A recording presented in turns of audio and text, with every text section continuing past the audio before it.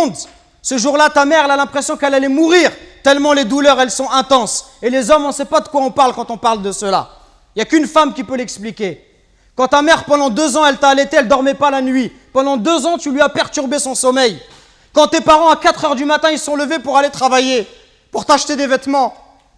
Quand lorsque tu es malade, ta mère, elle ne trouve pas le sommeil. Même quand tu as 30 ou 40 ans, si tu rentres à 1 heure du matin, ta mère, elle t'attend encore pour demander de tes nouvelles ou pour te préparer à manger. Qui va se comporter avec toi si ce n'est pas ta mère et ton père? Qui va se comporter comme ça avec toi?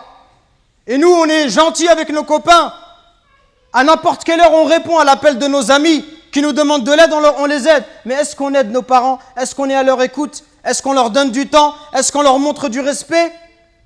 Les anciens, ils disaient, Zayd al-Abidin, le petit-fils de Ali ibn Abi Talib, il disait, on lui disait, toi, tu es quelqu'un de très bon avec tes parents, pourquoi tu manges jamais avec ta mère? Il dit, parce que j'ai peur, si ma mère, elle voit dans l'assiette quelque chose qu'elle a envie de prendre, et si je le prends avant elle, j'ai peur qu'Allah, il compte cela comme la désobéissance. Et il disait rien d'étonnant à cela. Il disait, ceux qui ont vécu avant nous, ils considéraient comme un manque de respect envers les parents que d'habiter au premier étage et que de laisser habiter les parents au rez-de-chaussée. Regardez jusqu'où ça allait. Allahu Akbar.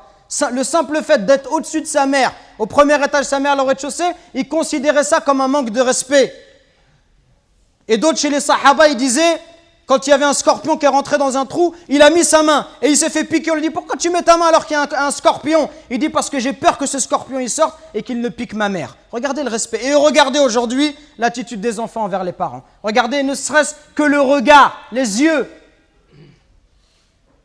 Wallahi mes frères, si nos parents ils invoquent contre nous, wallahi c'est pour nous le malheur dans la vie d'ici-bas et dans celle de l'au-delà. Allah Azza wa Jal, par l'intermédiaire du prophète alayhi salatu wassalam, il nous dit qu'Allah il a interdit le paradis. Interdit le paradis à celui qui désobéit à ses parents. Donc attention mes frères, à ne pas causer du tort à nos parents, à ne pas leur manquer de respect, mais soyons plutôt à leur écoute, soyons plutôt bons, miséricordieux pour eux. Et ceux qui doivent le plus profiter de notre générosité, de notre douceur, notre bonté, notre bon comportement, les premiers à profiter de cela, ça doit être nos parents. Parce que viendra un jour où ils vont partir, et le jour où ils vont partir, tu vas regretter. Et tu vas dire, ah, si je pouvais encore faire du khair à mon père, si je pouvais encore faire du khair à ma mère.